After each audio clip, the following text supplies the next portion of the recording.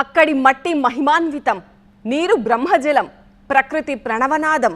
అక్కడ కనిపించే ప్రతి దృశ్యం శివతేజమే. ఇంతటి ప్రాశస్త్యం కలిగిన బ్రహ్మయ్య లింగేశ్వర స్వామి ఆలయ క్షేత్రం బ్రహ్మ కైలాసంగా ప్రసిద్ధి చెందింది. ఈ క్షేత్రం గురించి ఈ స్టోరీలో తెలుసుకుందాం.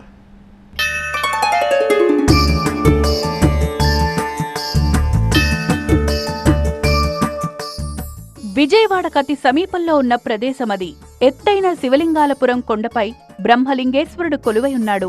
కొండ చుట్టూ పచ్చటి ప్రకృతి, మరోవైపు 1200 ఎకరాల విస్తీర్ణంలో విస్తరించిన బ్రహ్మయ్య లింగేశ్వర స్వామి చెరువు చూపరులను కట్టిపడేస్తుంది. బ్రహ్మలింగేశ్వరుడు కొలువైన కొండ చుట్టూ వలయాకారంలో కొండలే కనిపిస్తాయి. ఇన్ని అద్భుత దృశ్యాలకు నెలవైన ఈ కొండపై ఉన్న ఆలయం బ్రహ్మ కైలాసంగా పేరు పొందింది.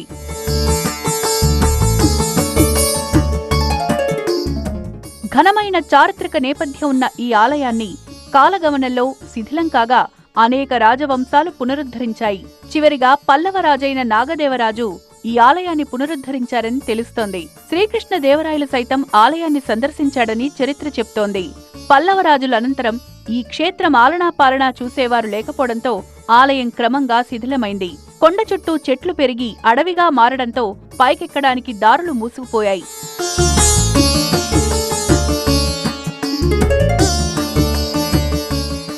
ఒక పక్క పచ్చటి ప్రకృతి నడుమ, మరో పక్క సాగరాన్ని తలపించే చెరువు. ఈ క్షేత్రం ఊహకందని అనుభూతులనందిస్తుంది. ఇక్కడి నుంచి చూస్తే భూమి మీద కాకుండా మరో గ్రహంలో ఉన్నామా అనిపిస్తుంది. ఈ చారిత్రక ఆలయం పునరుద్ధరణకు ధర్మకర్తగా పారంపర్య హక్కులు పొందిన చిక్కవరం గ్రామానికి చెందిన లక్ష్మణరావు నడుం బిగించారు. దాతల సాయం, సొంత ధనం వెచ్చించి శివలింగాలపురం కొండపై గ్రానైట్తో బ్రహ్మలింగేశ్వరుడి ఆలయాన్ని నిర్మించారు. ఈ ఆలయం గర్భగుడి 11 అడుగులుంటుంది. పైకి కనిపించే దానికంటే 3 రెట్లు భూగర్భంలో ఉంటుంది. గర్భగుడిలోని లింగం సాధారణమైంది కాదు. ఇది బ్రహ్మసూత్రం కలిగిన లింగం. శివాలయాలు చాలానే ఉంటాయి, కానీ బ్రహ్మసూత్ర శివలింగం ఉన్న ఆలయాలు అరుదు. బ్రహ్మ విష్ణు శక్తితో 3 అంచెలుగా ఉండే ఈ పీఠంపై బ్రహ్మలింగేశ్వర స్వామి కొలువై ఉన్నారు. ఈ శివలింగాన్ని సాలగ్రామ రాయితో తయారు చేయడం మరో ప్రత్యేకత.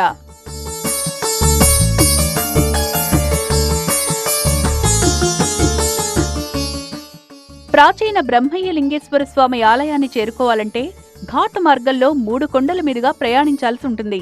ఈ క్షేత్ర పాలకుడు వీరభద్రస్వామి. కొండపైకి వెళ్లే ప్రధాన మార్గం ప్రారంభంలో కుడివైపున వీరభద్రస్వామి ఆలయం ఉంటుంది. వీరభద్రస్వామిని దర్శించుకున్న తర్వాతే భక్తులు ముందుకు కదులుతారు. మొదటి కొండ ఘాటు మార్గంలో ఉన్న శక్తి ఆలయంలో అమ్మవారిని దర్శించుకుని కొండపైకి చేరుకుంటారు భక్తులు. పంచభూతాలతో పరివేష్టితమైన ఈ కొండపై అష్టదిక్పాలకులను కూడా ప్రతిష్ఠించారు. కొండపైకి వెళ్లాక ప్రధాన ఆలయం చుట్టూ ఉన్న సాక్షి గణపతి, భ్రమరాంబ అమ్మవారు, సత్యనారాయణ స్వామి, సూర్యనారాయణ స్వామి సహా 4 ఉపాలయాలు, నవగ్రహాలను దర్శించుకుని అంతిమంగా పంచాయతన సమేత బ్రహ్మయ్య లింగేశ్వరుణ్ణి దర్శించుకోవడం ఆనవాయితీ. శతాబ్దాల చరిత్ర కలిగిన బ్రహ్మయ్యలింగ క్షేత్రం పర్యాటక ప్రాంతంగా ఆదరణ చూరగుంటోంది. కొండ దిగువనున్న బ్రహ్మయ్య లింగేశ్వర స్వామి చెరువు విస్తీర్ణం 2500 ఎకరాలు. ప్రస్తుతం ఇది 1200 ఎకరాలకే పరిమితమైంది. ఈ విశాలమైన చెరువులో బోటింగ్ ఏర్పాటు చేస్తే ఇది మంచి పర్యాటక ప్రాంతంగా అభివృద్ధి చెందుతుందంటున్నారు సందర్శకులు. ఎక్కడికెక్కడికో వెళతాం మనం, ఆహ్లాదకరమైన వాతావరణం. కేరళ అంటే, ఊటీ అంటే, ఇక్కడ మనం పట్టించుకోము, ఇక్కడ చూడం. నాకు అదే బాధ, ఇక్కడ వదిలేసి అక్కడికి వెళ్తున్నాం ఎందుకో. చుట్టూత చెరువు, కొండలు, విజయవాడకు మధ్యలో ఇక్కడెక్కడ లేదు ఇట్లా. ఇక్కడ శైవ క్షేత్రం ఎప్పటి నుంచో చోళరాజుల కాలంలో నుంచి ఉంది. చోళరాజులు కట్టించారు ఈ గుడి. అక్కడ పురాతనమైంది తవ్వేసే అన్నీ చేసేస్తే దొంగలేదో నిధులు ఉండేవి, మళ్ళీ తీసేసి వేరే చోట పెట్టారు. అక్కడి నుంచి తీసి మళ్ళీ ఇక్కడ పెట్టారు. ఇప్పుడే అభివృద్ధి అవుతుంది. కాకపోతే పర్యాటక కేంద్రంగా చేస్తే చాలా విజయవాడ ప్రజలకి దగ్గరలో ఎక్కడ లేదు ఇట్లా.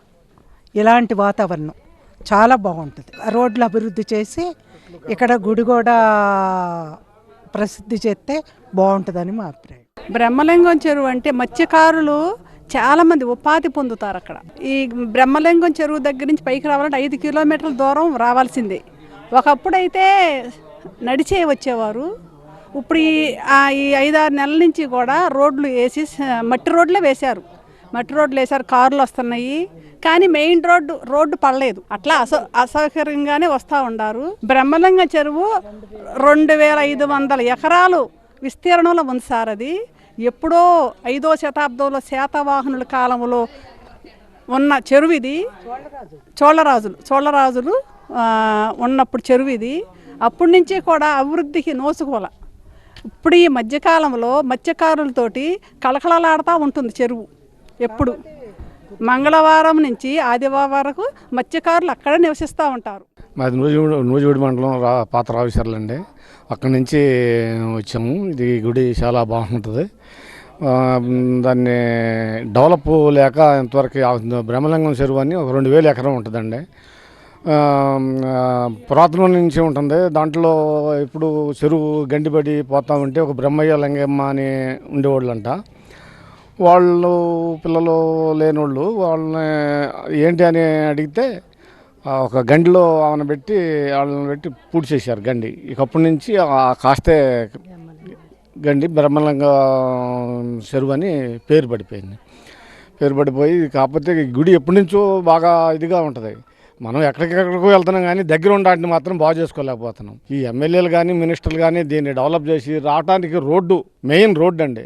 రోడ్డు లేక చాలా ఇబ్బందులు పడిపోయి వచ్చి వెనక్కి వెళ్ళిపోతున్నారు. బ్రహ్మ కైలాసం ప్రకృతి అందాలు, ఆధ్యాత్మిక వాతావరణం చూస్తే సమయం తెలియదు. అటువంటి అద్భుత ప్రాంతాన్ని టూరిజం స్పాట్ గా తీర్చిదిద్దితే పర్యాటకులు వెల్లువెత్తడం ఖాయం.